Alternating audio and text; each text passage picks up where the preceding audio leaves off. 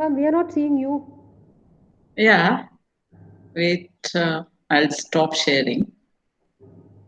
Ah, yes, now we are seeing you.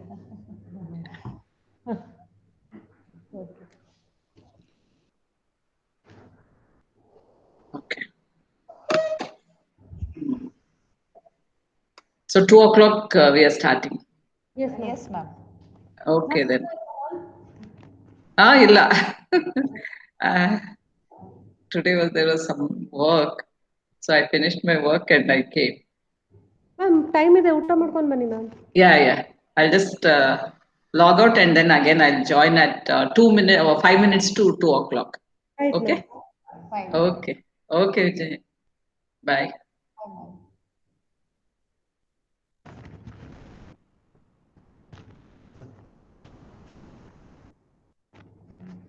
ಎಲ್ಲ ಬರ್ಬೋದಿಲ್ಲ. ಒಂದು Syed and Ashik his work is over. Mic off ಮಾಡ್ಕೊಳ್ಳಿ. ಸೈಯದ್ ಇಲ್ಲಿದ್ದಾನೆ. ದೀಕ್ಷಿತ್ ಮೈಕ್ ಆಫ್ ಮಾಡಿ.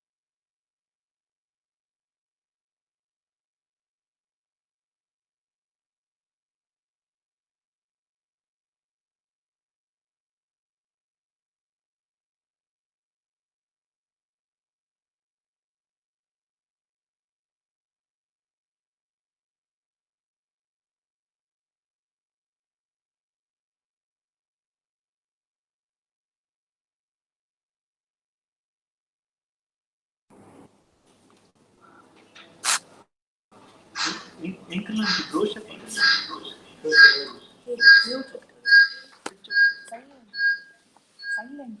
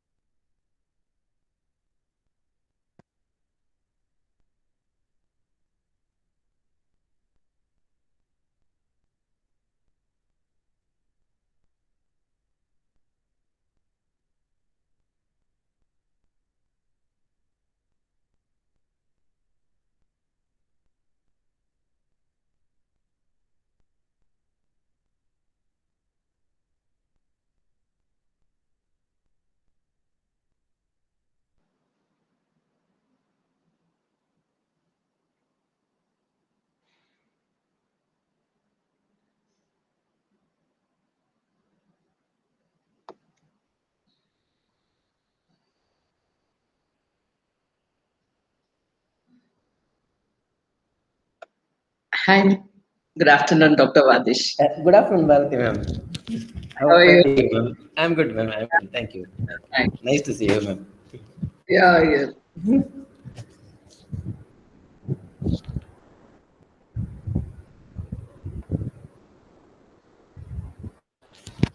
Good afternoon, Dr. Sheetal. Good afternoon, sir. Good afternoon, Vadish. Dr. Vijay Good afternoon, ma'am. Good afternoon, ma'am. Actually, there is some poor illumination, I guess, from my side. I may have to adjust.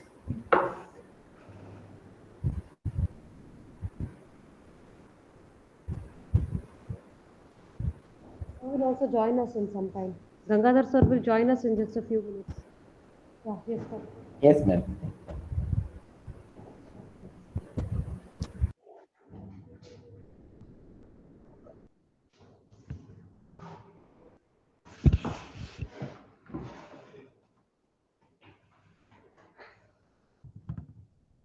We'll start in 2 minutes, ma'am. You got Yeah, some yeah, time? I'm ready.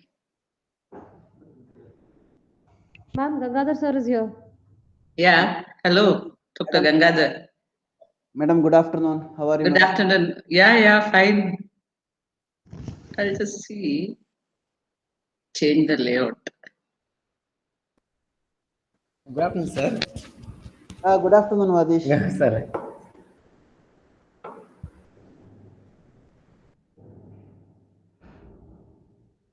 Yeah. Now I can see everyone.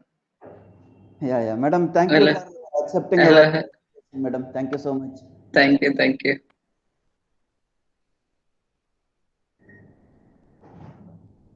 How is the AOI activity going on, madam? We finished our digital summit. Yeah, We that's had a national conference online only, that's just for the PGs. Yeah. Now, I think this neonatal screening program, we were in touch with the national people, Delhi people, the administrative people, and they are okay with integrating that with this reproduction, women health is there, no? Yes, ma'am. Adolescent health. Uh-huh. So now they are doing it. Okay. So if at all they implement along with that, then it will be very good. If it becomes part of our national program, it will be Yeah, better. yeah, yeah. So that it That's becomes what. mandatory on everybody to do that regularly. Correct. So we were telling them to implement with the immunization schedule. Yeah, that is good. So now they are doing, they are planning for that only. So I think it may be in another 3 or 4 months, all these papers will move. I think that will happen. We were actually doing that, madam, here. In fact, it was part of one study of one of our PG. Okay. 3 days before, when they get admitted, third day, usually they go home. So before 3 days, you test once, that is the first time, Yeah. OA. Then when they come at 6 weeks for immunization first dose, we used to do the testing again, and failed Okay. we used to test at 6 months, BERA. Yeah, yeah. What protocol we had, madam? Actually, but some again there will be some misses in the rural area. So if at all it is implemented with the immunization schedule, because these ASHA workers are there, no, who carry on this immunization schedule in the rural PHCs and all. So then it will be sort of streamlined. Correct, madam. This 6 weeks is part of the immunization only. Usually they come to the hospital for that. Correct. Only the 6 months, maybe it is not incorporated in the immunization. We can probably test it a little further. Yeah. 6 months we have not given that because the BERA in all areas will not be there. So we have told them once it is at the end of 1 month, if you detect, then you refer to the referral centers, higher centers. Madam, shall we go ahead with our... Yeah. Thank you. Recording. No, yes.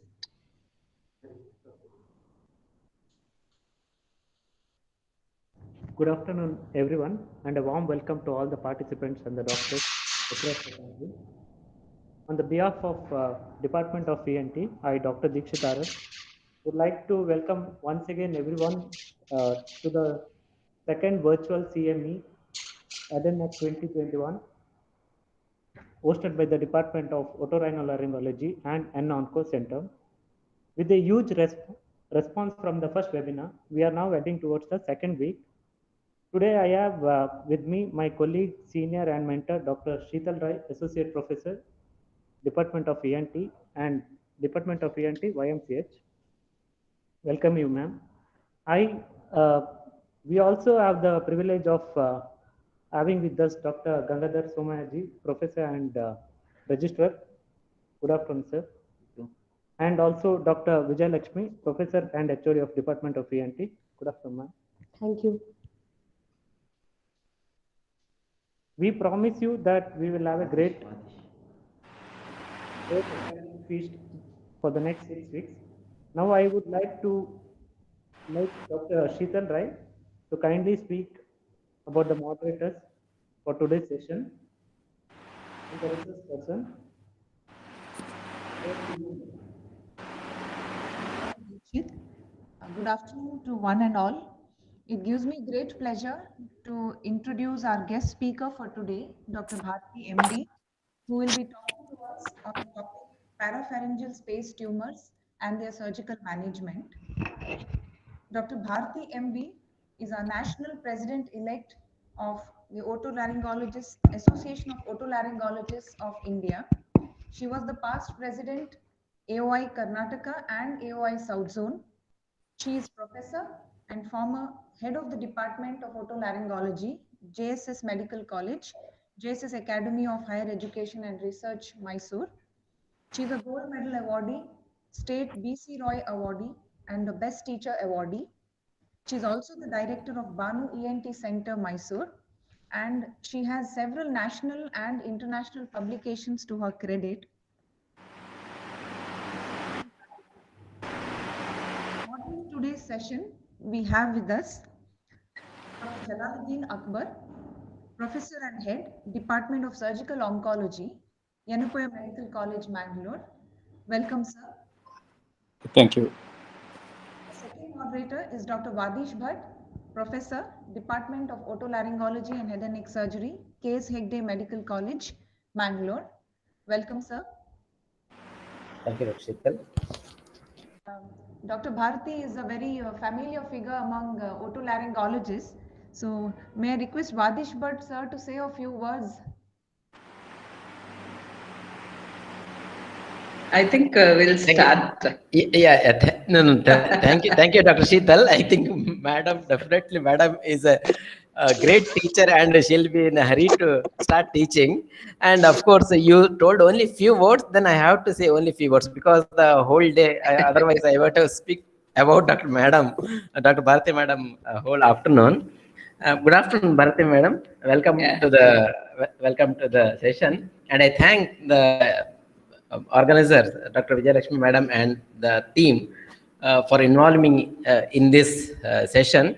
And I'm very happy to be a moderator for a session which has been conducted by Dr. Bharati Madam, who is one of role model ENT surgeons for all of us. And I'm happy to share the chair with Dr. Jalaluddin Akbar, who is a kind of mentor for me and a good friend of me. And about Dr. Bharati ma'am, and I don't have to say much because she is a well-known personality in India and abroad, and she is our president-elect of our national AOI and a great teacher, a researcher, a surgeon, clinician, and whatnot.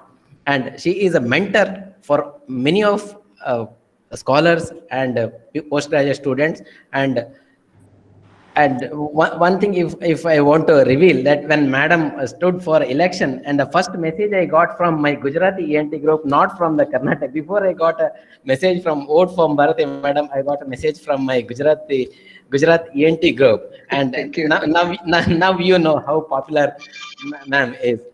Welcome, ma'am, and I won't stand between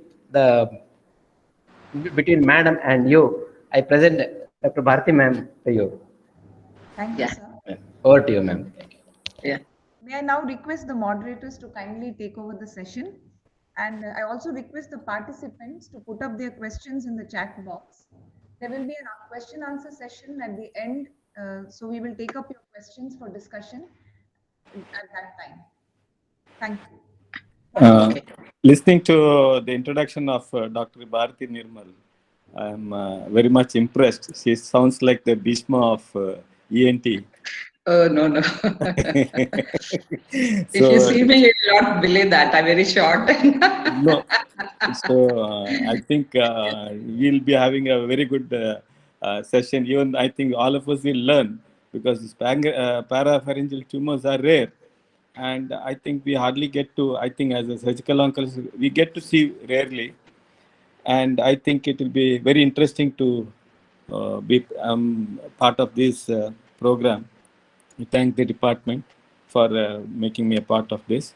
And I think we'll all enjoy Madam's talk.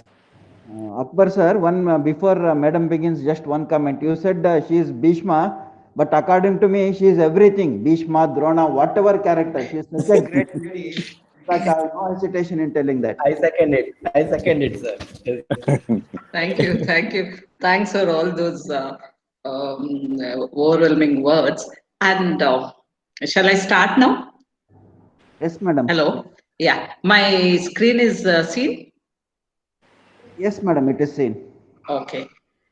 Good afternoon, everyone. At the outset, I'm very honored by the presence of. Slideshow mode, ma'am. Can Yeah? you go on slideshow mode? Yeah. When I start presenting, I'll do it. Still, at the outset, I'm honored by the presence of Dr. Somaya, who is my friend, who is the registrar of Ennapoya Institute, and Dr. Vijay Lakshmi, who is the HOD of the Department of Otolaryngology in Ennapoya, and Jalaluddin Akbar, who have taken their time out of their busy schedule and organizing this event and to be there on time. That's very good of you three. And Dr. Vadish Bhatt, who is a good friend of mine. And then I come work in this JSS Medical College, which is attached to JSS Hospital for the past 27 years. You know, recently I was giving a talk to some medical college. They were telling, Madam is there for the past 27 years, we should learn that. We should not keep on shifting. It's, I don't know whether it's really good or bad, but anyhow, I've stayed on this college and I've been benefited. And the JSS Medical College is attached to JSS University, and the university ranking according to various levels. It's a good ranking. We have either the world ranking you take or the India ranking you take. But what is my contribution to the university in this ranking? Nil. Why? Because I don't do any research. Okay. So this is what I lacked. Maybe of late I've started, but before, no, I was just a UG teacher, PG teacher, and learned to become a good surgeon and acquired skills and started doing. But research, no, maybe. But what I advise to the youngsters, because under the able leadership of Dr. Vijay Lakshmi and Dr. Somayaju and Dr. Vadish, but really you people can do very well, because Vijay Lakshmi I know very well. She is a good researcher, and she knows how to put across for the publications all your work. So you should learn and at least contribute a little to the place where we work. So with this, I'll start my talk. And today, because it's very simple talk, parapharyngeal space, I've made it very simple so that everyone can understand. And if at all tomorrow you get it, in the theory, or if at all somebody asks, you should be able to tell out at least something about the parapharyngeal space tumors. So what is the incidence? It accounts for less than 1% of all adenic neoplasms. And important is 80% of benign. See, so if once the benign tumor is there, you should be able to take it out. I don't know, it's, yeah. And then malignancy is seen in 20%. And here the surgery has a role, okay? It is not like organ preservation protocol we use in nothing. It's a surgeon, and so that we should know. When I started my career long back, that is 2 decades back, parapharyngeal space were like, everyone used to be so scared of the parapharyngeal space, but with better understanding of the anatomy, as well as better imaging technology, as well as the histopathological, good histopathological reporting by our pathological colleagues, we are able to deal with these lesions quite well. Now, this is how the flow of talk will be there: anatomy, pathology, evaluation, imaging, surgical treatment, and what are the non-surgical options, and in which case we need to go ahead. What are the key points? I think later I'll do this. Yeah. What is the shape? You can see here, this is an inverted pyramid with the base of the pyramid at the skull base, and the apex is at the aorta bone. Okay. And it is a potential space. And this is divided into pre and retrostyloid, or the recent nomenclature is tensor vascular styloid fascia divides parapharyngeal space into pre-styloid and retrostyloid. This is what we learned in the early. Now, again parapharyngeal space is divided into, I don't know why it's okay, pre-styloid and the posteromedial retrostyloid, what we are talking as retrostyloid. Now it is called a supraaortic carotid space, or the carotid triangle, supraaortic. And then we have one more space in the parapharyngeal space, that is the median pharyngeal mucosal space. Okay. And now the differential diagnosis is based on imaging. Now let's see what are these compartments in the pre-styloid as well as the retrostyloid, or better is supraaortic carotid space. You have in the pre-styloid compartment, if this is, you take, this is the styloid apparatus, this is the pre-styloid compartment, this is the post-styloid compartment. In the pre-styloid compartment, we have the fat, retromandibular, or it's also the deep lobe of the parotid, and we have some lymph nodes, and these nerves, inferior, lingual, and auriculotemporal nerve. Retrostyloid or supraaortic carotid space. And here the important structures, what we see is, you have the carotid artery, internal carotid artery, internal jugular vein, lower 4 cranial nerves, sympathetic chain, and lymph nodes and fat. Now, let's see the 3D anatomy of this, because this is what is important. I don't know why it is jumping.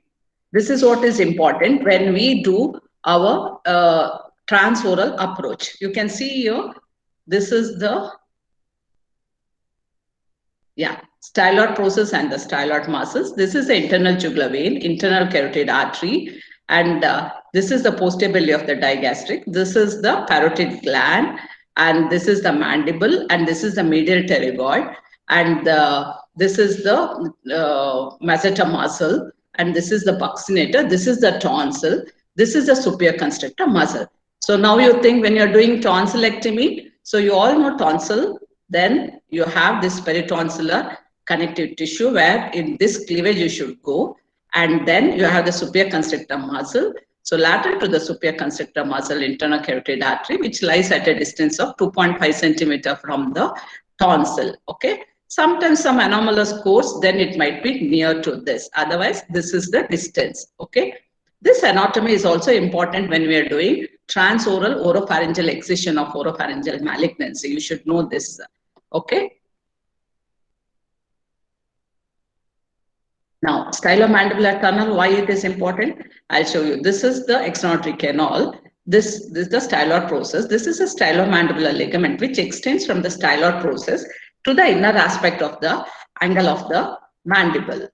Okay. So, here you see this is the parotid gland, superficial, and this is the deep lobe. When the deep lobe extends into the parapharyngeal space, it is in between the stylomandibular ligament and the ascending ramus of the mandible. Okay. So that area becomes constricted, and again it goes into the parapharyngeal space. So it becomes dumbbell shaped. So now let's see the pathology. What are the tumors we get? We get the primary tumors, we get the direct extension from the surrounding structures, and we get the distant metastasis. What are the direct? These are the benign tumors which you see, you can see in your textbooks. Direct extension is from the surrounding structures, what all is there. Mandible, maxilla, nasopharynx, neck, oral cavity, oropharynx, and temporal bone. Then metastasis is from follicular thyroid cancer, papillary, all thyroid cancers, osteogenic sarcoma, and the squamous cell carcinoma. But squamous cell carcinoma quite rare in the upper aerodigestive tract. But recently, I had a case of piriform fossa, but he had parapharyngeal space, lymph node metastasis. Now, what are the primary tumors? That is, these are the tumors which arise from the structures within the parapharyngeal space. That's why I took so much of time in explaining to you the structures which are there in the prestyloid compartment as well as in the supraaortic carotid space. So you have the salivary gland, deep lobe of the parotid, as well as minor salivary gland in the prestyloid compartment. So you can get salivary tumors, and then you have the neurogenic tumors, and then we can have miscellaneous tumors. Now, what is the presentation? Because it's a deep-seated space, the tumor has to be at least 2 centimeters for it to become clinically visible, okay? And it presents most of the time with neck mass in 53% and oropharyngeal bulge in 51%. And then this is the oropharyngeal bulge you can see. And what are the other symptoms? See, when your prestyloid compartment is involved, then it pushes the soft palate as well as the tonsil medially. Okay, the entire tonsil is pushed medially. So when you examine, when you see in the patient might have dysphagia or difficulty in swallowing, or they can have even difficulty in breathing. One of my patients who had a lipoma, it's a slow growing, no? So he had obstructive apneic episodes, okay? So stridor may be there, hoarseness may be there, especially if it is paraganglionoma, which becomes malignancy, or a slow growing carotid body tumor, which infiltrates the lower cranial nerves. You can have hoarseness, then unilateral effusion, otalgia, vocal cord palsy, Horner syndrome, dysarthria, pulsatile tinnitus, bruit, and then if at all there are functioning paragangliomas, then you can have hypertension and flushing. Now, so once we take the SP, we need to do a complete ENT head and neck examination. We need to see how the swelling is there. Swelling is usually, if at all it is there, it will be just below in the retromandibular fossa, just below the angle of the mandible. And then you should examine the oropharynx, see whether the lateral oropharynx, that is posterior to the posterior pillar, it is pushed medially, or the tonsil itself is pushed medially. If the tonsil is pushed medially, then you are very sure it is a prestyloid compartment lesion. If the tonsil is normal in position and the lateral oropharyngeal wall, that is posterior to the posterior pillar, is pushed medially, then you can be sure that it is from the postyloid compartment. And then you also should look for whether it is a pulsatile lesion, because that might give you a clue. Either it is a highly vascular tumor or it can be carotid body tumor. Then you do bimanual palpation also, like you keep one finger above outside and one digital inside, and then you can ballot also. Then classically paragangliomas move anteroposteriorly but not up and down. That is called as Fontaine sign. That is Fontaine, Fontaine sign. Okay, they move anteroposteriorly but not up and down.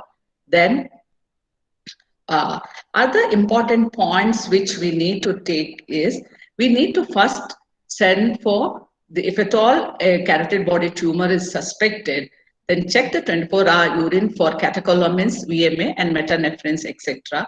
And then FNAC after imaging. This is very important. All these tumors never send for FNAC before. It is first imaging and then followed by the FNAC. Now, what imaging? CT, MRA or angiography, MRA. Now, does ultrasound has any role? Yes, it has, but I have not written here.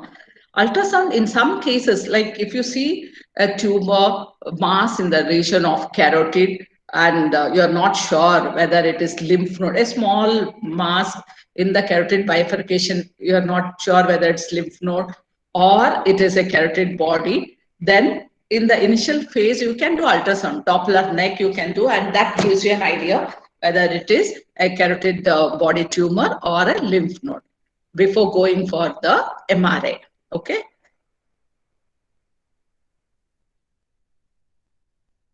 CAT scan, what is the advantage? It locates the tumor. So what are the points we look for whenever we send these patients for imaging? It is, one is with the site of the lesion, whether it is in the prestyloid or the retrostyloid. And then second thing is we should look for fat plane between the mass and the carotid, especially this see, it is a fat-filled space. Okay, a tumor which arises from the structure within, it has a pushing fat plane in front of it, front of it. Whereas if the tumor is invading the parapharyngeal space from outside, then there is no fat plane between it and the pharynx. That is important for us. Then displacement of the carotid, enhancement of the lesion. This is very important. Once you give contrast, whether it is enhancing, homogeneous or heterogeneous or highly enhancing lesion. And with CAT scan, we can make out whether the bone is involved or not. And only disadvantage is limited soft tissue detail. You can see this is a homogeneous density lesion, which is there in the left parapharyngeal space. This is a enhancing lesion, homogeneous in the right. This is all not enhancing. This is also in the left. I think it's the same one. This is in the sagittal plane. This is highly enhancing tumor we can see in the parapharyngeal space on the left side. Now, MRI, what is the relation of the mass and the carotid? We can easily make out more easily with MRI than with CT.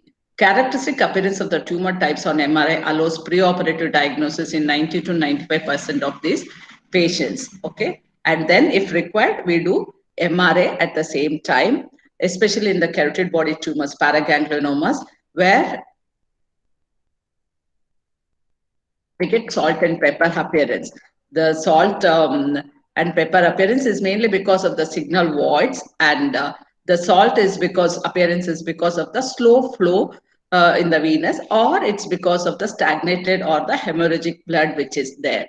Now, in the pleomorphic adenoma, you can see this is T1, it's low signal intensity, whereas high signal intensity on T2, and this displaces the carotid. You can see the carotid posteriorly. This is a carotid body tumor. You can see this is without contrast. It's enhancing, but not so much, but highly enhancing on contrast.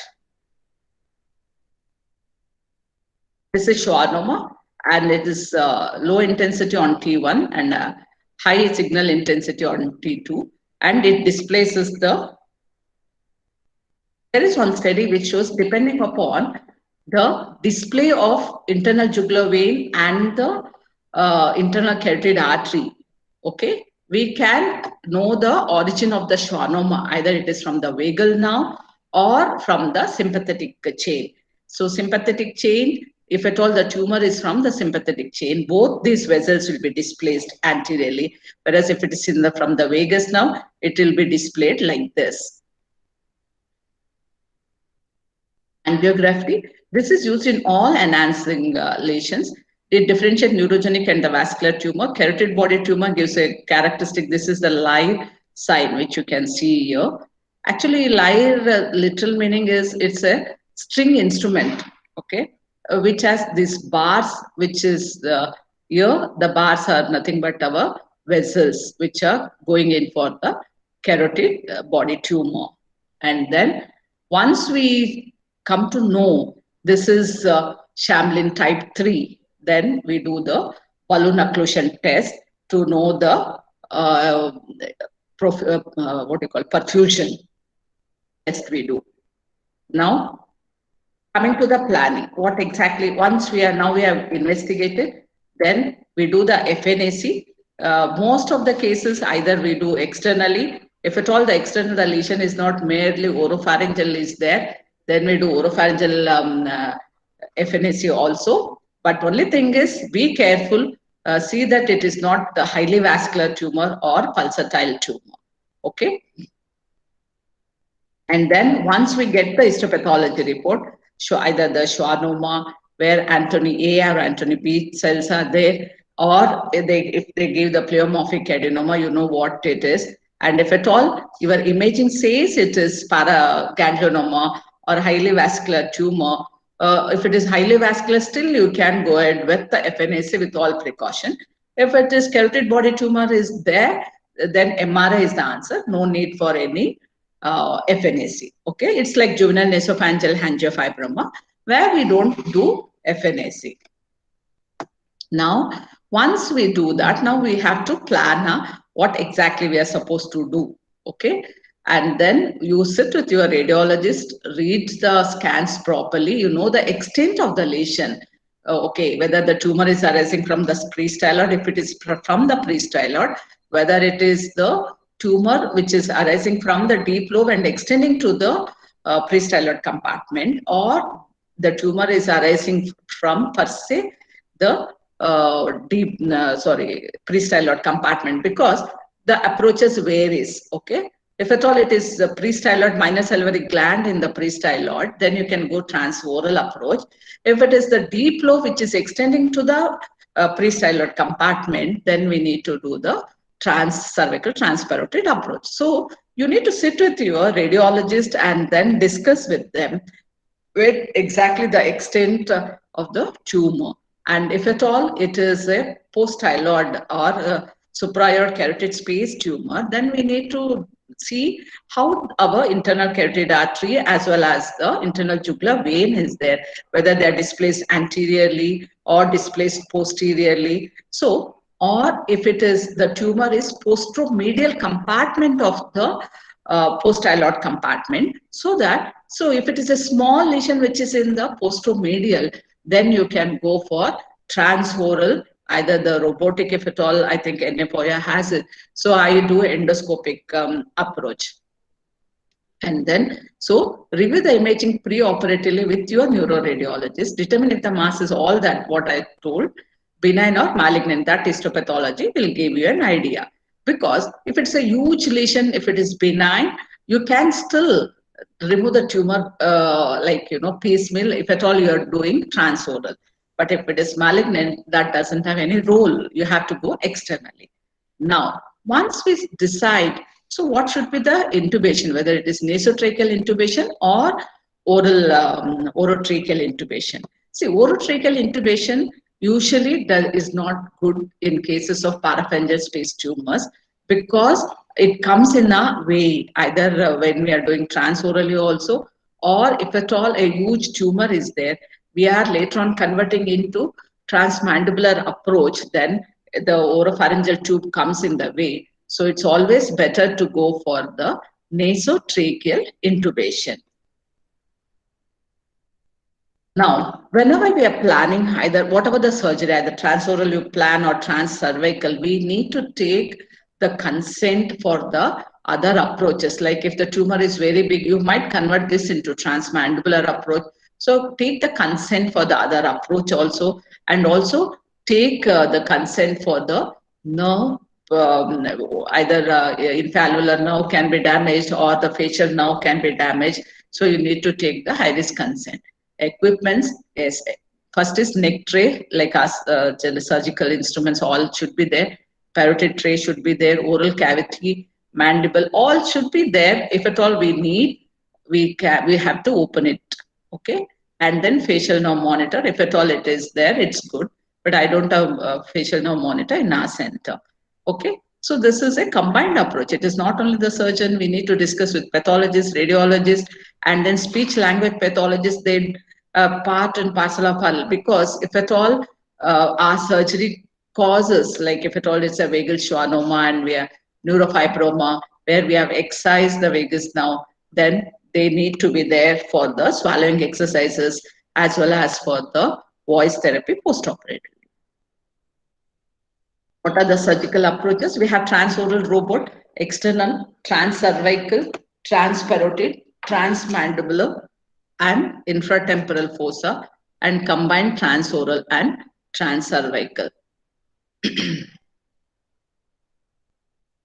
Transoral approach, it is appropriate for benign tumors of the prestyloid and small posteromedial postyloid, and isolated metastatic lymph nodes also in the parapharyngeal space, especially from the papillary thyroid CA. It's not appropriate for tumor displacing the internal carotid artery medially because you cannot have the control over the vessel. And tumors with significant extension into the stylomandibular and paraganglionomas and malignancies, these are better dealt with the external approach where we have good control over them. So transoral is always better for the prestyloid small tumor where you know it is pleomorphic adenoma, or post-styloid, posteromedial aspect, small tumor is there, FNAC proved, it's a benign, that is schwannomas. This is on systematic review of 22 studies of transoral robotic, 113 patients. Most common tumor was pleomorphic adenoma. Size was 4.8. Capsule disruption was noted in 11 cases. This is usually pleomorphic adenoma. We are not supposed to do capsule. If schwannomas, it's okay. But pleomorphic adenoma, as far as possible, we should not open the capsule. And median time of hospitalization was 3 days. Oral diet was possible after the second day only, and complications, very limited exposure and increased risk of tumor spillage.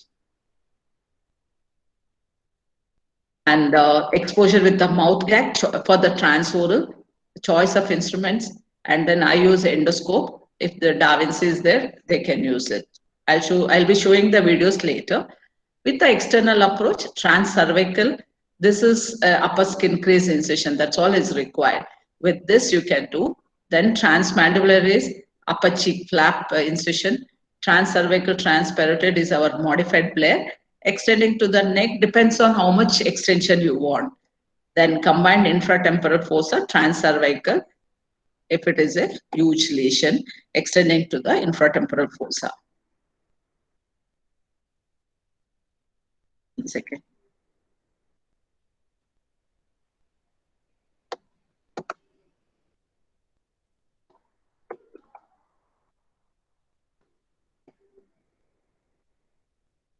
Yeah.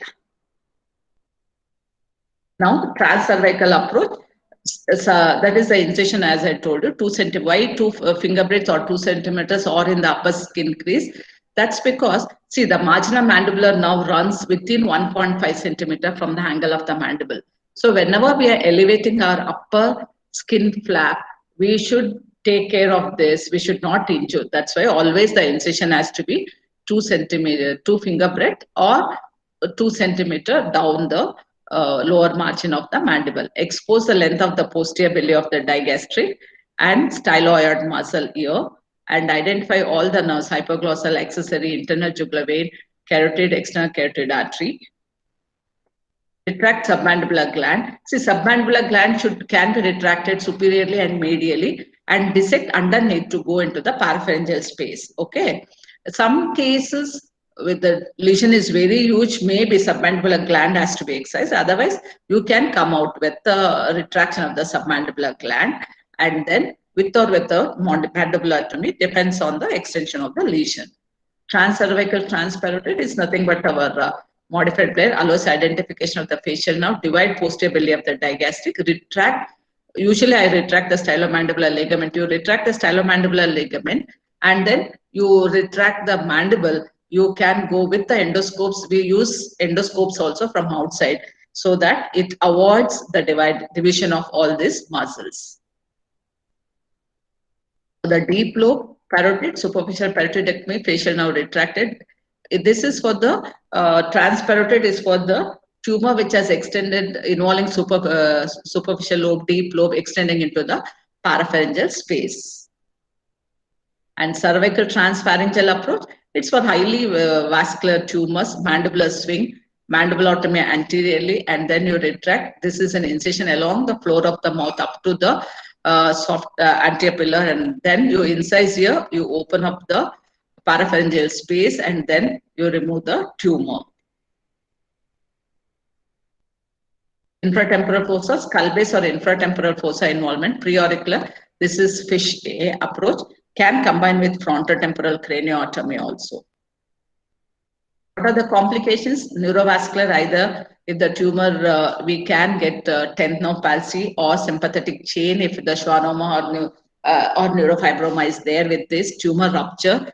This should not happen, especially with pleomorphic adenoma. And post-operatively, early, you can see the cranial nerve dysfunction, Horner syndrome, and vascular or psilocele. Then late is cranial nerve dysfunction, first bite syndrome, and the temporomandibular joint problem may be there and recurrence. The first bite syndrome is with the first bite in the morning, the patient gets pain. Here it's a Horner syndrome, this one component. This is, he has atosis, you can see here, but he never had anarthrosis. After the, if the lesion, the sympathetic chain is involved, after the postganglionic fibers, after they are given off for the sweat glands, if these are involved, then you can have this ptosis. And this is out in the transoral, we keep the riles tube for 2 days. This is one of our patients who had neurofibroma. She had multiple neurofibromatosis. She had a huge vagus nerve neurofibroma, which was causing her obstructive sleep apnea. And then we did the excision of the tumor. I'll be showing the video. This is the graft which I put for that, that I think Sural now. And this is 3 years back. Post-operatively for 1 month, she had a hell lot of aspiration. You can see here, we never kept any of the tracheostomy also. Okay. We just managed with the swallowing exercises. And then this is a voice, if at all you can hear, I don't know. Yeah.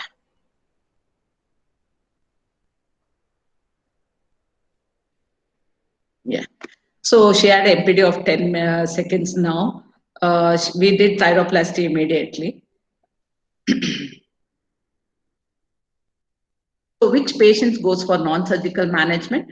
For surgical candidates who are elderly, comorbidity is there, failed balloon occlusion test, where the perfusion is not good, then unresectable lesions would sacrifice, the lesion is so extensive in a young adult where you have to sacrifice multiple cranial nerves, then you observe or send them for radiation.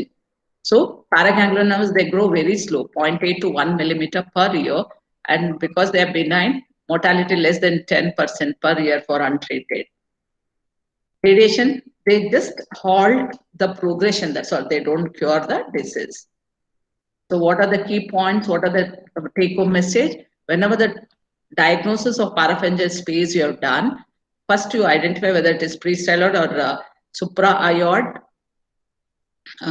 carotid space.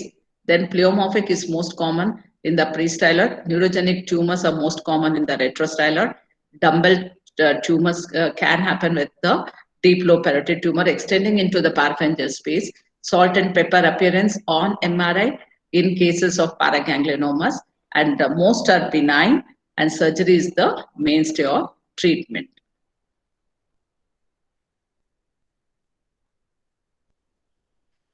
Okay. Just on small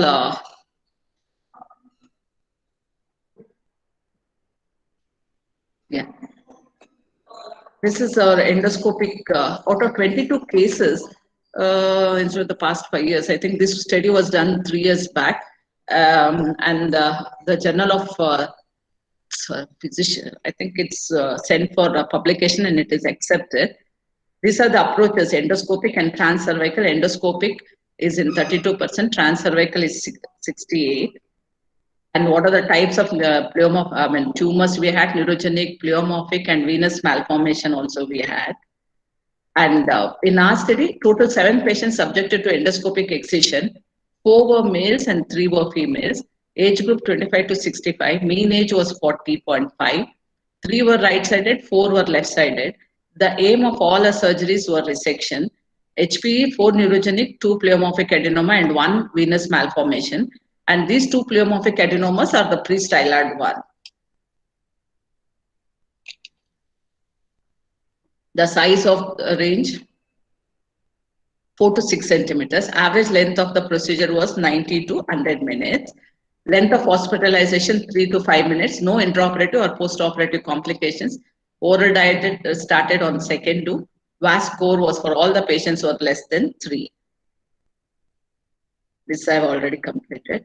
What are the advantages? Absence of the cervical scar, magnified visualization, less bleed, reduced tissue damage, better cosmesis, and all this, no need for mandibulotomy, immediate return of function, better occlusive power, eliminates need for parotid dissection. Increased risk of tumor spillage. This is the disadvantage. That's why in schwannomas it's okay, but pleomorphic adenoma we are not supposed to do this. Lesser exposure, difficult to control hemorrhage, neurovascular injury, risk of hemorrhage into trachea, not suitable for malignancies. These are the contraindications: salivary tumors extending through the stylomandibular tunnel, involvement of displacement of the internal carotid artery medially. That's what I told you. Resection of the lateral post-styloid lesions, neoplasms of the osseous skull base. This is Dallan et al. Study 2016. He did for papillary CA. These are all for the metastasis into the parapharyngeal space, papillary CA, pleomorphic adenoma, and these are all post-irradiated where they had fibrotic tissue. He took for the biopsy in the post-styloid space. This is another study, Chan et al. They did for pleomorphic adenoma, schwannoma. Majority of them are all of them, not majority, except for one, they are the parotid tumors. I think with this brief, I'll go for my videos.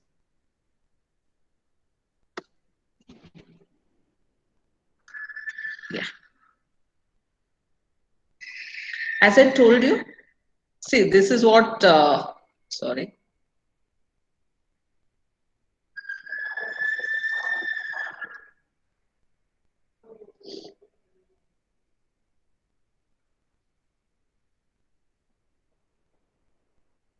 So this is the extension from the base, skull base to the aorta. Only thing is it is inverted V, but here I made it circle. So we did dissection, a cadaveric dissection I did. This is the styloid process with the styloid apparatus, which divides it into pre-styloid and the post-styloid or the supraaortic carotid space. Okay, and this is the medial pharyngeal space. Okay, why this is important? I'll show you in our radio imaging.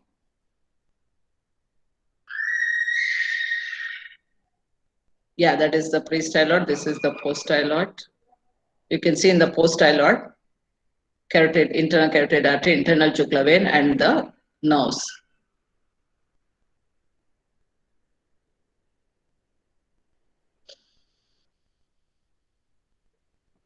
These symptoms I have told you all. So it has to attend at least 2 centimeters for it to become. And these are the other symptoms depending on the extension. See, as you all know, it is a fat-filled space, triangular space lateral to the pharynx, extend from the skull base. Okay, this is the coronal view. This is the axial view. In the axial, this is the parapharyngeal space. In the coronal view, this is the parapharyngeal space. Okay, from the skull base to the aorta.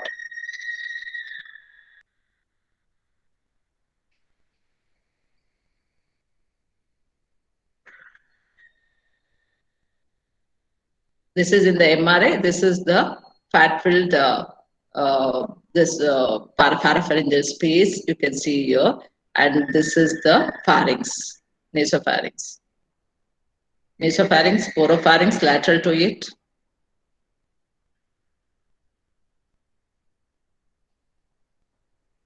What are the relations? If this is the parapharyngeal space, you have the anterolateral, then posterolateral relation. And then we have the medial pharyngeal space.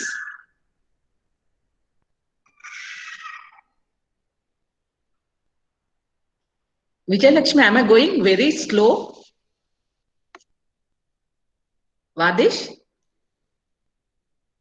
No, ma'am, it is right, ma'am. Okay. Proper. Madam, you are doing a good, you're Yeah, thank you. very, Thank you. very Yes, of precise. course. You carry on. So this is the anterolateral space. You can see here. See, this is our maxilla. Sorry. Because this is for post-graduation, I thought I'll explain to them. These are the pterygoid place. This is the medial pterygoid, lateral pterygoid, and this is the temporalis muscle. This is the mandible. This is the masseter. Okay. So this will be your anterolateral relation. So you can see this is the infratemporal fossa, okay, which is adjacent to our posterior wall of the maxilla.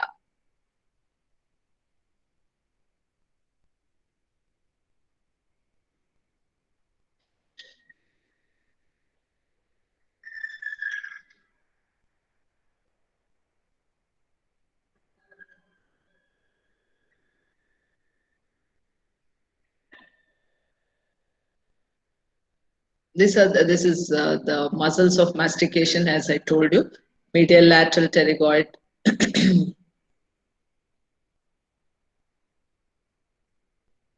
Now, I told you this is the mandible, this is the pterygoid, these are the pterygoid muscle, then temporalis, masseter. Now, this is the styloid process. So, this styloid process divides, this is a parapharyngeal space, into, as I told you, pre-styloid and retrostyloid compartment or supraaortic carotid space. Okay. So what does this, you have the stylomandibular tunnel. This is the styloid, this is the mandible, this is the stylomandibular tunnel. This is the deep lobe of the parotid. Yeah. This is your styloid process. Okay. Now, this divides, so these are the like internal carotid artery, internal carotid artery, internal jugular vein, and here in the pre-styloid compartment, you have only the, see, this is the deep lobe which is extending here, deep lobe which is extending here, and only thing is you cannot make out any structures in the pre-styloid, only the structure we can make out is the retromandibular vein. Displacement of that will give you an idea about the facial now. So this is the pharyngeal mucosal space. Okay. So it is separated from the by the pharyngobasilar fascia. Why? This is very important because this is a tough fascia, and any mucosal lesion, either the squamous cell carcinoma or minor salivary gland tumors or the lymphomas, from here to extending into the parapharyngeal space, it takes time. It has to go through this pharyngobasilar fascia. So this is a non-enhancing lesion. This is also in the sagittal view. This is an enhancing lesion. This is a light sign. Now, different approaches I'll show you. This is a transcervical approach. I told you we need to make an incision. This is a angle of the mandible, skin, subcutaneous tissue. Then we rise the flap, subplatysmally we rise. You can see this is a submandibular gland, we rise it. This will be the tumor. These are the carotid. This is the digastric muscle which is cut. And then if this is the tumor, this is how we deliver. Depends on the type of tumor that will show when we show you the surgical videos. Then after we suture back the digastric muscle. And transcervical transparotid. Same modified Blair. This neck incision depends how much you want.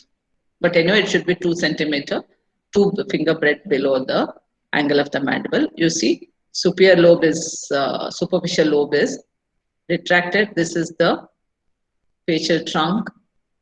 And then this how the deep lobe tumor is delivered.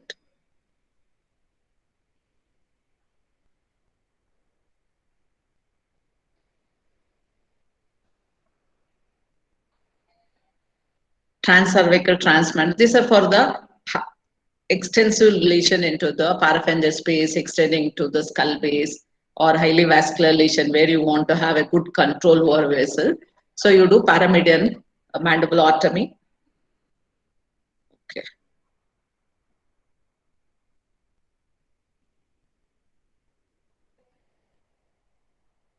Transcervical approach for the schwannoma.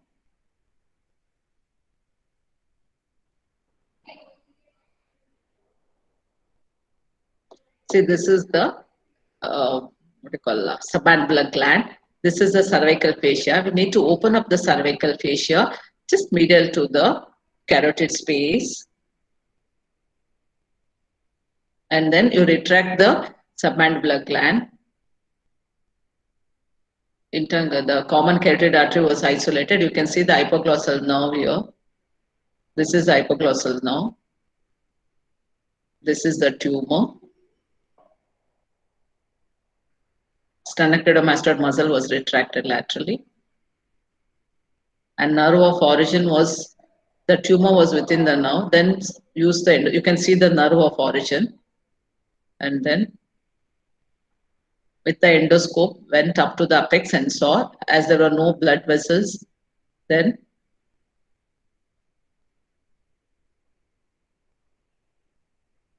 the nerve of origin was cut.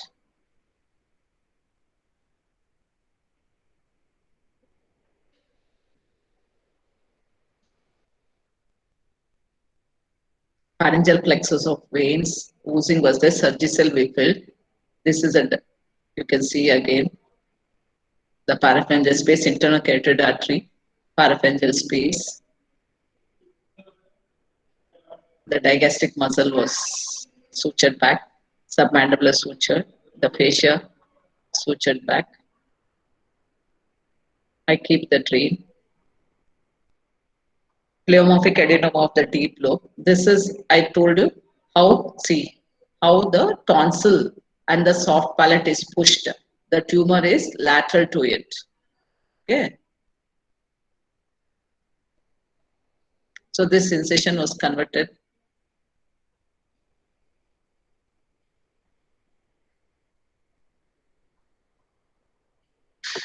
The submandibular was retracted superomedially. This is the parotid fascia. fascia over the sternocleidomastoid muscle. Then we incise here.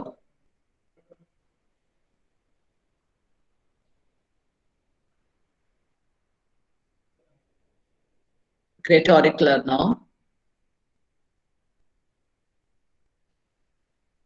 This is a facial now. The lower trunk was isolated. Then it was kept away. This again went for endoscope. You visualize the undersurface of the tumor, whether any blood vessels are there, so that you can get a control over it before our blunt dissection. Once we get an idea, then the tumor, the deep lobe tumor was delivered.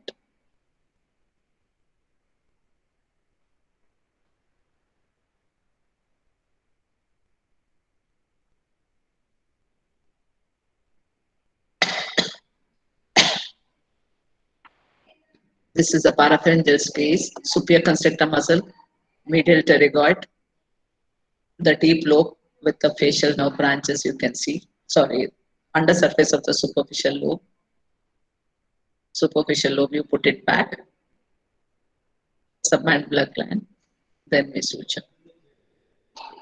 This is that patient whom I showed. She had a lesion extending up to the brachiocephalic trunk, extending up. Huge lesion she had.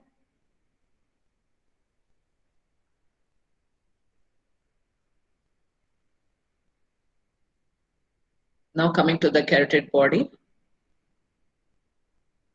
I have experience only with the Shamlin type 1 and type 2, not with type 3.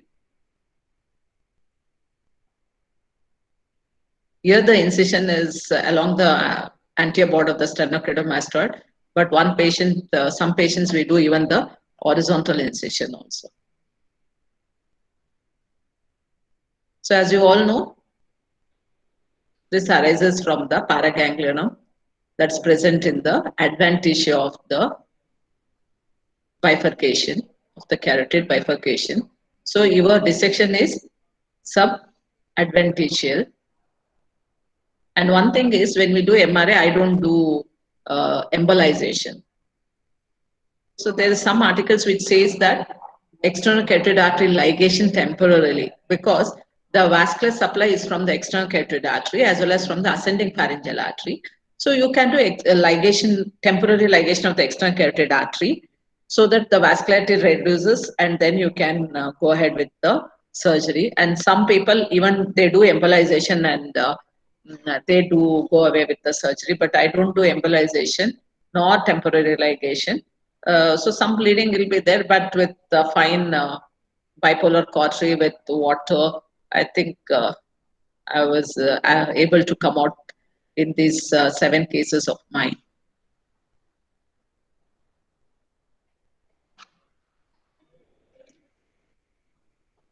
The main problem with that, like one is injury to the carotid vessels, second is the nerves.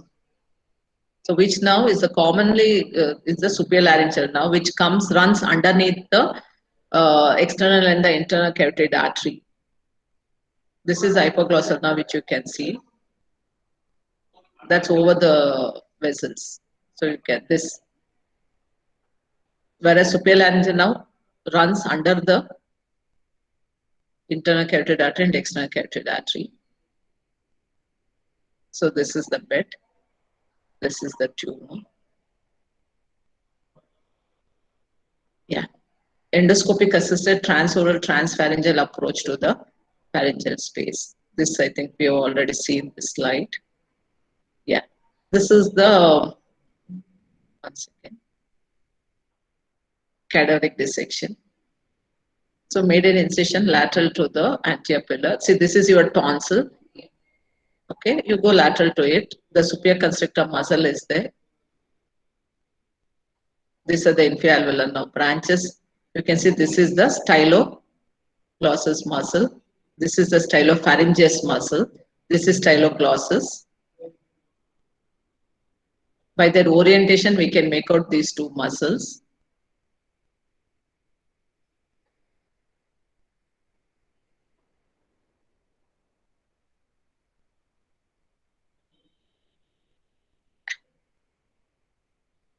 That is our styloid apparatus. Yes. So this will be the carotid. We just touched carotid in the neck and saw the prominence. See, this is the carotid. This is the styloid apparatus.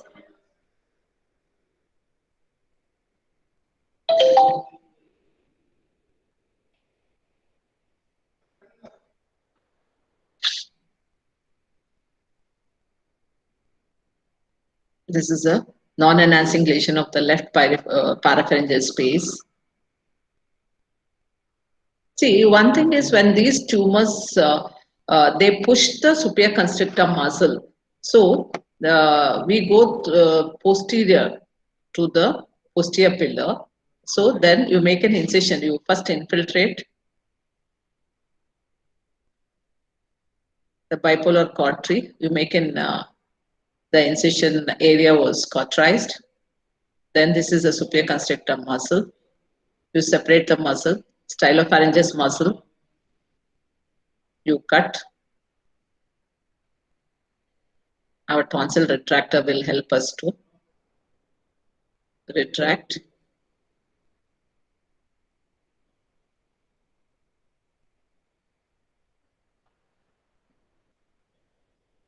Yeah. So sorry. This is the internal carotid artery. This is the internal jugular vein. So once you secure the vessel on the lateral aspect, then you just cover it and then come and dissect the tumor all around. It's a slow dissection, I know, but we can do it with a tonsil dissector. Nothing great instruments. Our 0-degree scope, sometimes 30 degrees, sometimes 70 degree, and bipolar cautery.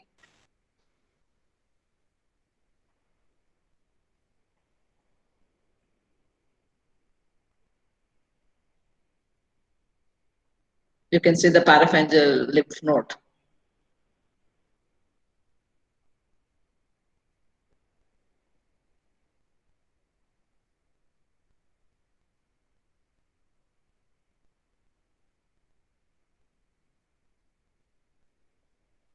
Dissection, takes little time. Sorry. This is the lower pole. Then we suture the incised mucosa. Intermittent simple sutures, Vicryl. Then I keep the Ryle's tube for 2 days, 48 hours.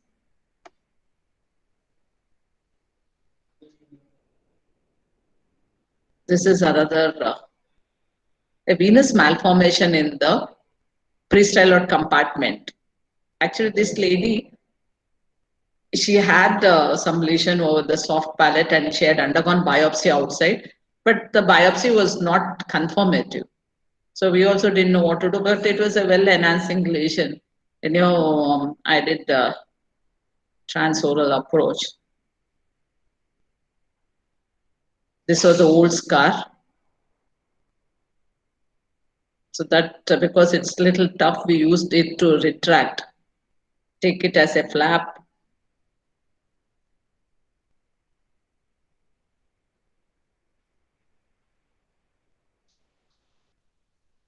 So that helped us to retract the flap. You can see these fibullates. Okay.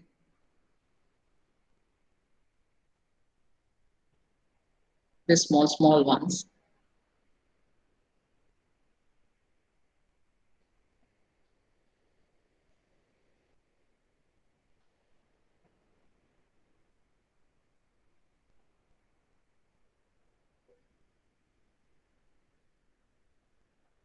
It's separated all around.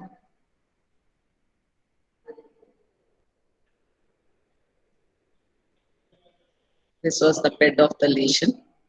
And it came as lymphatic malformation of the parapharyngeal space. And then we sutured back.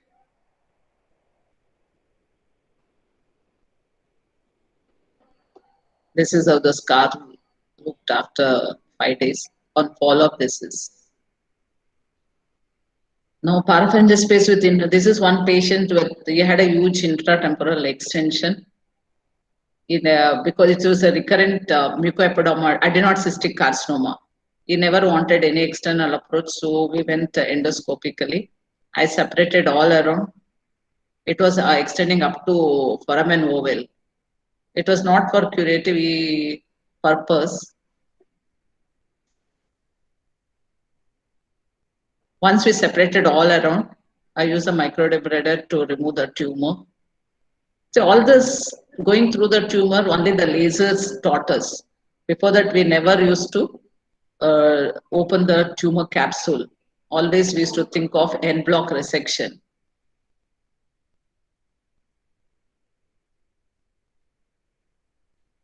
So this is the pterygoid, lateral pterygoid. This is the parapharyngeal space internal carotid artery going there.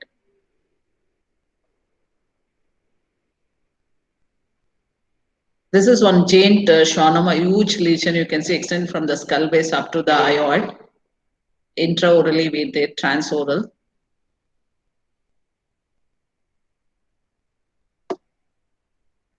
You can see the huge lesion.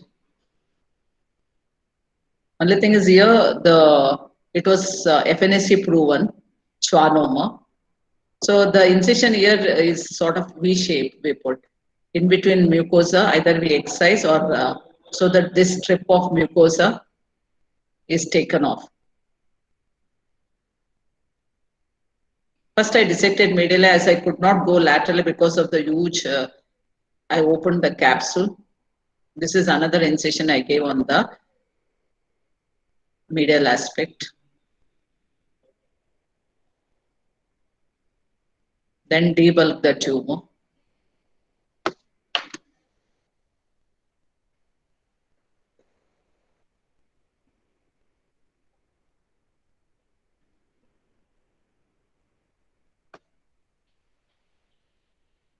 This is pre-op and this is the post-op.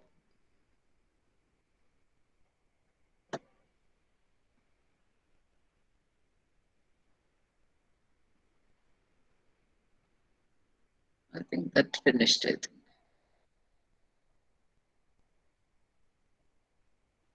This is another deep lobe. Okay.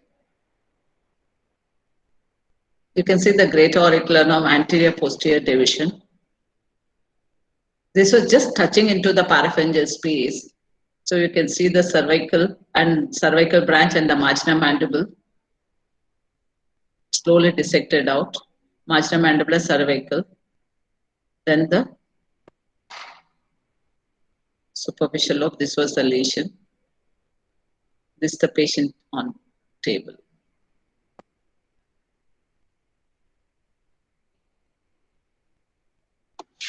Yeah. So any questions? Hello? Hello? So this all how it evolved. See, this is the oldest video I'll show you. 20 years back, how we used to, oh, okay, it's not playing. 1 second, I'll show that video.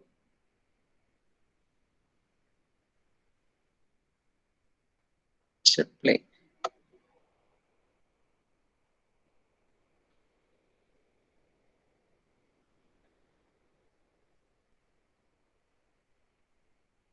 Yeah, this is how we used to do before. So how much we have.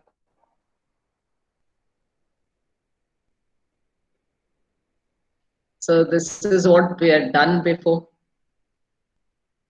So this is how we have progressed now. It's not that directly we have gone for here. So we had a journey from there to here.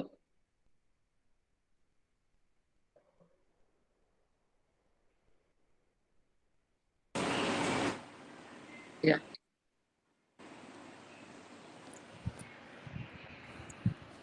Any questions or anything? Dr. Sheetal. Any questions? Madam, I can you think hear me? I'd like to There are congratulate few in the Madam. chat box. Yes, Stop presenting. yes, yeah, Yeah. she has done, taken a lot of effort to do a very difficult topic and rare topic. We Yeah. hardly get to see such surgeries or such tumors. And thank you, madam. You have done taken a lot of effort to make it very simple and work on the cadaver. Really appreciate that you've gone and videographed and done that. Really helps us to learn the anatomy. It is not very easy to understand. Thank you, Yeah, madam. that's And it. I think Thank you. the postgraduates should take this as an opportunity to ask as many number of questions to her as possible so that you can understand. It takes a lot of effort to understand the anatomy. Yeah. Yeah, exactly. I second Akbar sir. Bharati madam, it was as usual. It is a great presentation, a crisp presentation on a tough topic, and you have covered all the things, all the possible things which are required by a postgraduate student learn.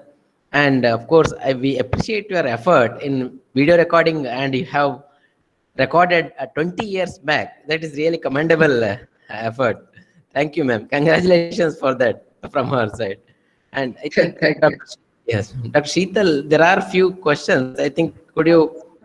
Dr. Dikshit will now read out the questions to Madam. Yes, Over thank to you. you, Dr. Dikshit. Yeah. Ma'am, the first question is for the, it's like what is Fontaine sign, and also what is the investigation of choice for any parapharyngeal masses? Which would you prefer? Is it like CT or MRI? Okay. See, the thing is, when you examine these patients, okay, so clinically what you diagnose, so the investigation depends on that. If at all you feel it is a highly vascular tumor, okay, then best is ultrasound first and then MRI and then MRA, okay. If at all you feel it is a pleomorphic adenoma, okay, then your CT scan will give you an idea whether it is from which compartment. So it all depends on your clinical evaluation and whether it is pre-styloid compartment or post-styloid compartment tumor, and then whether you want to see that fat plane. So like that. It is complementary to each other, but if at all you have any constraint, MRI with the vascular tumors, MRI and MRA. Ma'am, Fontaine sign is when a tumor is arising from the like a carotid body tumor. Okay, so you cannot move it anteroposteriorly. That is Fontaine sign. is there any role of chemotherapy for any parapharyngeal tumors, ma'am? No, see, that's what. If it is from extending from outside the median mucosal, pharyngeal mucosal space, if those tumors are coming here, then it is chemoradiotherapy, isn't it? If at all they are like, it depends on nowadays with the robotics we are doing. Even with endoscopes also, I do oropharyngeal resections, but robots plays a very good role in oropharyngeal resection. So if at all your surgery is there, you have to do. If it is squamous cell carcinoma, it is surgery followed by chemoradiotherapy. Other than that, squamous cell carcinoma in other tumors, no. Where if it is pleomorphic adenoma or schwannomas, no chemotherapy. Because 80% are benign. The role for chemotherapy in benign tumors is not there. So, what I'd suggest is for any postgraduate, the moment you make a diagnosis of a parapharyngeal tumor, first don't try to do a biopsy or an FNAC. Please try to prove from where it arises and it is not vascular. I think Madam has put that point very strongly, and I think one should not proceed for biopsy and land up with trouble. So make sure what you are dealing with, and then only proceed to do an FNA if needed. And if you want to do a biopsy for further categorization, make sure they are not vascular and you know what it is before you biopsy. And if you have to plan for radiotherapy or chemotherapy, a prior diagnosis, a biopsy or a histopathological diagnosis is a must. Otherwise, no radiation oncologist will proceed to treat with radiotherapy or a medical oncologist with chemotherapy. So these are the very important requisite. So most often, if you suspect malignancy, that is when you may have to go in and do a biopsy. So unless you have a clear-cut radiological picture of what you're dealing with, you cannot treat just like that. The next question is there any role of carburetor in transoral approaches? Yeah, you can use. Only thing is, see, the cobbletter, the one problem is the tip is very big. I am very fond of cobbletter. So apart from that, yeah, you can use. And for any intraoral approaches, how to control the carotid because of the fear? Is it like pre-op, intra-op neck control of carotid has to be done? When you are doing transoral, that's what I said. The tumor has to be medial to the carotid vessels. You need to go and discuss with your radiologist, and you see your on DICOM, you see all those I have not shown. So you see if it is medial, then you know your carotid is lateral. First you dissect because these schwannomas are well encapsulated. Okay. And even if the lymph node metastasis, like papillary CA lymph node metastasis, what in the literature we have where they have done this, or pleomorphic adenoma, they're all well encapsulated. So just adjust the capsule, you dissect, go laterally, identify your carotid, then you keep something there, and then you come for your dissection medially. So that's how intraorally when you are doing. Extraorally, like external approach, the carotid is there in front of you. I don't think you will injure. You need to be very careful. That's what you are doing. You should know. Except in cases of these carotid body tumors, where the chances of you, because when you're doing subadventitial dissection, the chances of you injuring the carotids are there. So there you have to be careful. You have to ask your assistant to go on putting saline when you're doing bipolar, and then use proper scissors, and the magnification is very important. Okay, without magnifier loop, don't do surgeries. Carotid body tumors, like, do you often call any vascular surgeons, ma'am? We inform, because see, in my initial days, for the first 1 decade, we never had any vascular surgeon in my hospital. So, but now we have, so we inform them. We keep them informed. If at all anything, they'll tell, madam, if at all anything is there, will come. But type 3, I have not done. We'll refer to them. Others, type 1 and type 2, I do. Facial nerve monitor when you are doing transcervical approaches, is it always will connect it? It is good if you have for the legal purpose, but I have not had. Maybe for when I do parotid, some cases we get it on rent and we use. Otherwise, for this parapharyngeal, I've never used. I never got any facial nerve paralysis. If at all you know, see, with a good magnification and your traction, that is what is important. What I have seen is in the parotid, we dissect neatly. We see our facial nerve there, we do, but the assistant traction should be good. You should not do the traction too much, and then when the nerve gets stretched, automatically you get paresis post-operatively. And they were dissection along the branches, as well as you need to the communication ramifications in between the branches also you should preserve as far as possible. Do loop. Loop is very important. And neural monitoring, yes, it is good if you have, you use it. Complications that has been encountered in your series? Yeah, I showed you one, that Orner syndrome, 2 cases we had. And then apart from that, you know how this transoral started. I had, I think 2 decades back, one patient, she was young, 22 years. She had a schwannoma. She said she did not want to undergo surgery, transcervical. She did not want to any scar because she was getting married. She said, no, I'll not undergo surgery. And in those days, when you are young, you are little, you want to do surgeries. So I said, okay, let us go transorally. So then my transoral, at that time, we never had all these endoscopes and all. Without endoscope, that was the first case I did. Shahid, her name. She was 22 years. That is my 2 decades back. So that's how we started. And then with endoscopes these days, it's okay. You can do it. And other complications, yeah. See, it Vegas now, I showed you, because it was a neurofibroma, I had to operate.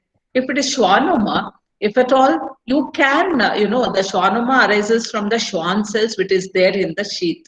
You did not cut the nerve of origin. Whereas if it is neurofibroma, you have to sacrifice the nerve of origin. I showed you 2 Vegas now. One was neurolemoma, another one was neurofibroma. So I had to sacrifice the nerve of origin. So we told the patients beforehand, and then even on theatre, when I found out, I went and took their high risk consent, video consenting, and they were ready. And then we went ahead. So the post-operative management becomes a problem in them. But it's okay. STOMI is there, but with good swallowing exercises and then thyroplasty. You saw those videos. I recorded recently. I called her and recorded also, but I could not get her flexible laryngoscopy video, so I could not put. So like that, that is one. And first bite syndrome also we have seen, and then that's all. No neuropathies. Facial nerve, I have not seen. For parapharyngeal space tumors, I have not seen facial nerve. And temporomandibular, yes.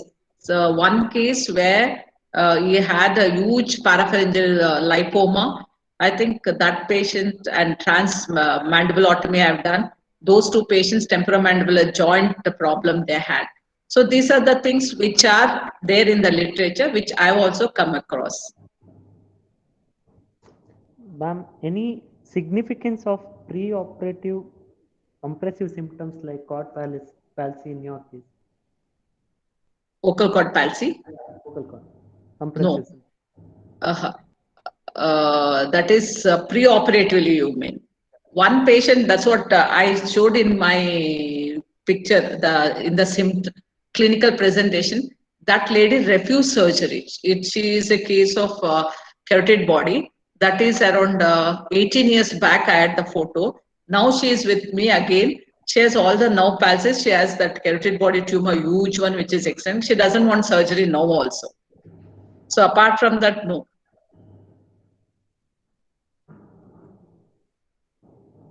Ma'am, any special precautions in carotid body surgeries, and also proper occlusions for maintaining proper occlusion following mandibulotomy or transmandibular approach? Any special precautions? Yeah. See, okay, for the carotid body, good pre-op evaluation. And then for all cases, we do, whether even clinically there is no labile hypertension also, we rule out, we do the catecholamines, we do the VMA, and then we take up, and then we do MRA, we sit with neuroradiologist, and then we discuss with them. And then our vascular surgeon is informed. Because when you have the facilities, you need to inform them, and then you can carry on the surgeries. And on table, you should know what you are doing, and then a good dissection and illumination. That's all. And what do you call loop magnifier? You have to use either magnifier, or you can do with your microscope if you are okay with microscope. I use magnifying.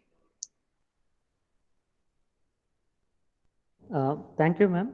There are no more questions. Thanks a lot. Thank you, madam. That was a very interesting and informative talk. I would now request Dr. Gangadhar Somayaji, Professor, Department of Otolaryngology, Yenapoya Medical College and Registrar, Yenapoya Deemed to be University, to give his concluding remarks. Madam, thank you so much for your wonderful lecture. As usual, it was quite elaborate and nice and very precise. I have heard you before. Of course, I would love to listen to you again and again. And I know how. Thank you. And I know your expertise in the parapharyngeal. We were all benefited. I'm sure every postgraduate probably would have learned lot of tips today. Thank you so much for accepting our invitation and being part of this webinar, madam. We would probably love to have you here physically. In fact, we had planned actually to call you last time, if you remember. I know. Unfortunately, Correct. because of COVID, we could not do that particular program. Probably once the situation improves, we are planning for one head and neck live surgical workshop. Probably we'll invite you as president. Now you are president-elect. Probably that time you will be president. So we would love to have you this time, madam. Thank you so much. Thank you. Thank you, Gangadhar. Thank you, sir. On behalf of the Department of Otolaryngology and Yen Onco Center, Yenapoya Medical College, I would like to thank Dr. Bharti for her excellent talk. I also thank Dr. Jalaluddin Akbar and Dr. Vadish Bhatt for moderating the session today. I also thank all the participants who have joined us for today's session. And we hope to see you next week on Saturday again at 2 p.m. for the third webinar of the series. I request you all to kindly give your feedback on today's session. The link for the same has been shared with you on the chat. Thank you. Thank you one and all. I thank Dr. Jalaluddin Akbar and Dr. Vadish for taking your time. And I thank Dr. Vijay Lakshmi. Thanks a lot. Thanks, Sheetal. Welcome, ma'am. We have, it's a pleasure to have had you with us today. Thank you. Thank you. Bye. Thank you, Bye. ma'am. Thank you, ma'am. Good day, ma'am. Bye.